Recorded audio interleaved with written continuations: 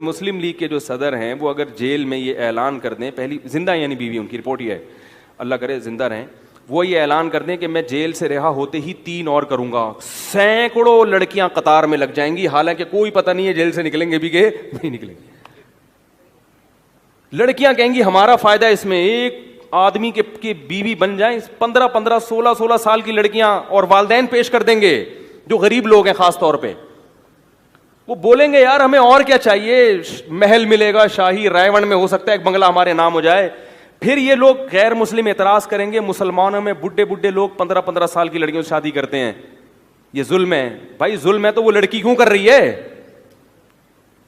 ایک عیسائی خاتون تھی، اسکائپ پہ مجھ سے بات کی اس نے انگلش میں، ٹرانسلیٹر بیٹھی ہوئی تھی کوئی خاتون، وہ کہنے لگی کہ نبی صلی اللہ علیہ وسلم نے 9 سال کی لڑکی سے نکاح کیا ہے، یہ تو لڑکی پہ ظلم ہے، یہ تو عیاشی۔ میں نے کہا آپ مجھے بتاؤ، اگر حضرت عیسیٰ علیہ السلام آج آ جائیں اور آپ کی کوئی بیٹی ہو 15 سال کی یا 9 سال کی، جو بالغ ہو چکی ہو 12 سال کی، اور عیسیٰ علیہ السلام جن کو آپ نبی مانتے ہو وہ واقعی مذہبی خاتون تھی، تو آپ اپنی بیٹی ان کو دے دو گی؟ اس نے کہا میں بھی 12 سال کی میں نکاح کر لوں گی، بیٹی تو بعد میں، اگر میں 15 سال کی ہوئی، چونکہ وہ اللہ کے کیا ہیں، عیسیٰ ہیں بھائی، اللہ کے پیغمبر ہیں، ان میں تھوڑی ایج دیکھی جائے گی کتنی عمر کے ہیں، پیغمبر کی بیوی بننا کون پسند نہیں کرے گی؟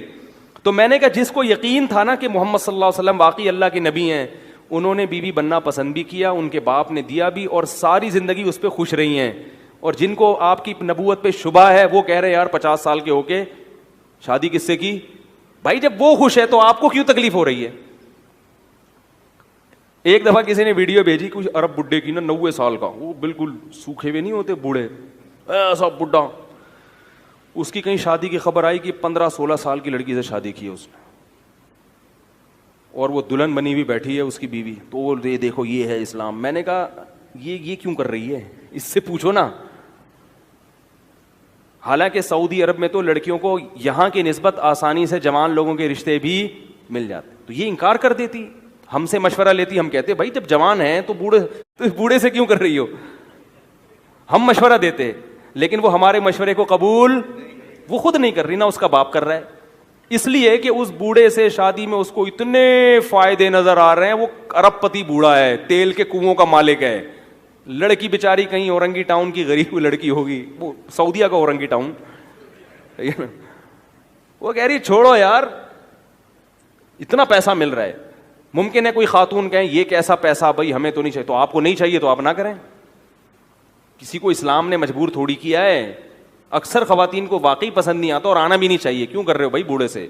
لیکن اگر کوئی کر رہا ہے تو یہ اس پہ ظلم نہیں ہے، بلکہ اس کے ساتھ احسان ہے کہ اس کو شریعت نے آپشن دیا ہے کہ بھائی نکاح میں بہت ساری مصلحتیں ہیں، تو تم کسی بھی کوئی بھی مصلحت حاصل کرنا چاہو تو تمہارے لیے راستہ کھلا ہوا۔ یہ مصلحتیں جبھی حاصل ہو سکتی ہے کہ جب مرد کو زیادہ نکاحوں کی اجازت دی جائے اور عورت کے لیے سلیکشن کیا ہو، آسان، سپلائی کے مقابلے میں ڈیمانڈ بڑھ جائے، اس سے عورت کی ویلیو بڑھے گی۔ ویلیو اس لیے کہ عورتوں کے لیے رشتوں کی کمی نہیں ہوگی، مردوں کے لیے رشتے کم پڑ جائیں گے۔ جو اچھے مرد تھے وہ سارے چار کر کے بیٹھے ہوئے ہیں، اور جو ہیروئن کی چرسی بے روزگار وہ گٹر کے ڈھکن پہ بیٹھے ہوئے ہیں۔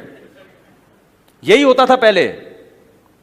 آپ اپنے باپ داداؤں سے جا کے پوچھو، جو رشتہ لینے آتے تھے جوتے گھسا کے بیٹی دیتے تھے ان کو، کبھی بھی تلاش نہیں کرتے تھے۔ اب باقاعدہ چراغ لے کے داماد ڈھونڈے جا رہے ہیں، الٹا معاملہ ہو گیا۔ اب مردوں کے لیے رشتوں کی کمی نہیں ہے، اس لیے اس کے نخرے بہت ہیں۔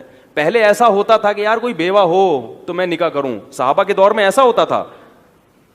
قرآن سے پتہ چلتا ہے کہ صحابہ انتظار میں ہوتے تھے کوئی بیوہ ہو تو عدت پوری ہونے سے پہلے پیغام بھیج دیا کرتے تھے۔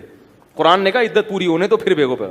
اور میں نے اپنی کتاب میں واقعات لکھے ہیں کہ ایک عورت کو طلاق ہوئی، بیوہ ہوئی، درجنوں رشتے آئے ہوئے اور بہترین سے بہترین۔